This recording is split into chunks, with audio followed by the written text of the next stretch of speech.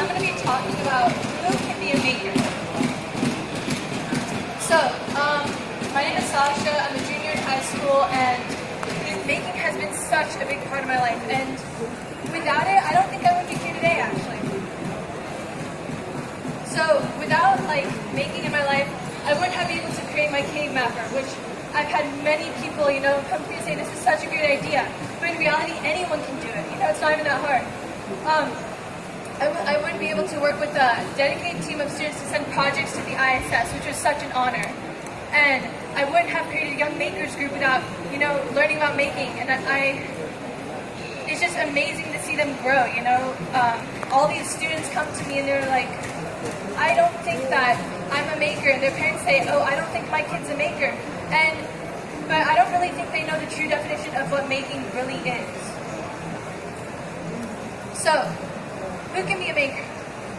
So really, what is making? Let's sort of dig deeper into this. So, my point of view of what making is I think anyone, no matter how old you are, how young you are, your gender, your grades, race, how much money you have, none of that to me really, in my opinion, matters in order to be a maker.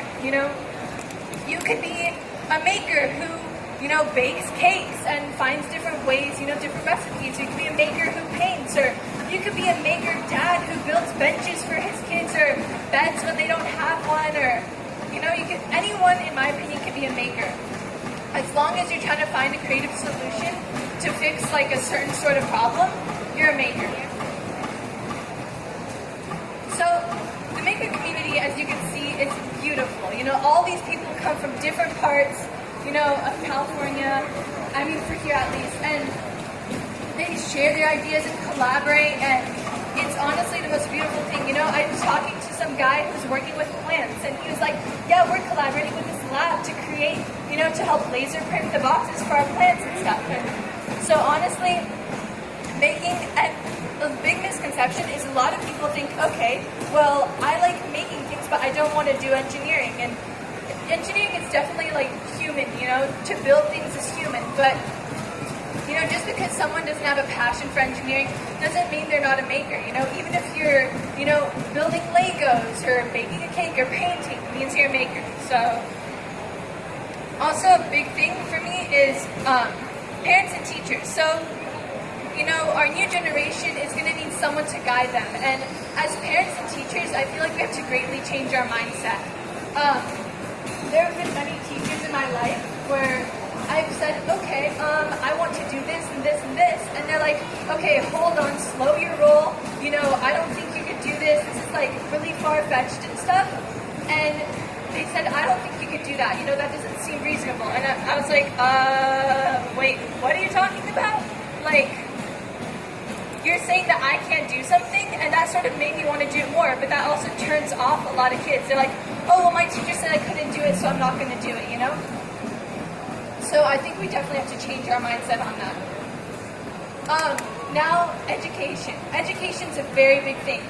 I love how there's a lot of teachers changing their mindset of how to teach their kids, A lot of teachers are changing their curriculum, molding it to, during lunch, I just met this first grade teacher, and he's talking about, for the first half an hour of class, I sort of guide the kids and teach them different concepts, and then for the other half of the class, I let them go crazy with different materials. I say, okay, you want to try to build a bridge or something and use these certain concepts, but build them out of whatever materials you want.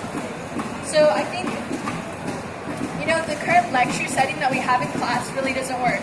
Me personally, I've barely passed a single test since I was in kindergarten.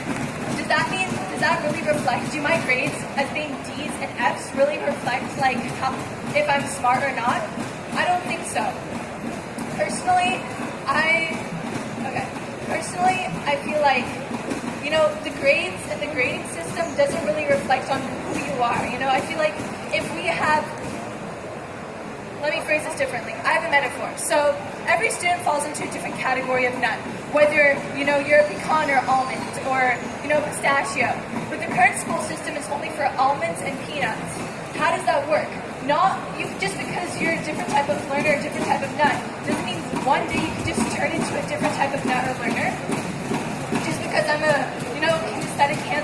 doesn't mean I can just become a visual learner overnight and succeed in school like they want me to, you know? Okay, another big thing, sorry I'm sort of rushing, I'm low on time, but big thing is girls in STEAM. So it's still 2017 and we're asking the question, okay, where are the girls? I literally went to State Science Fair and there was 14 judges in my division. Guess how many of them were girls? One. Only one was a woman. And she came up to me, she's like, I love what you're doing and I really think this is the matter we have to focus on. She's like, talk to as many of these girls who are here and try to band together with them, you know, and meet up with them and talk to them about, you know, advocating engineering. However, and like STEAM, however, this has become very, like, almost barely a problem anymore because of tech girls, girls who code, Maker Ed. All these things are really encouraging girls to get actually involved into this, you know? And I think it's very, very, very important that we actually try to encourage them. So yeah, I think with passion and determination, anyone can be a maker. Set a goal for yourself. See, what are 3 things that I'm in love with?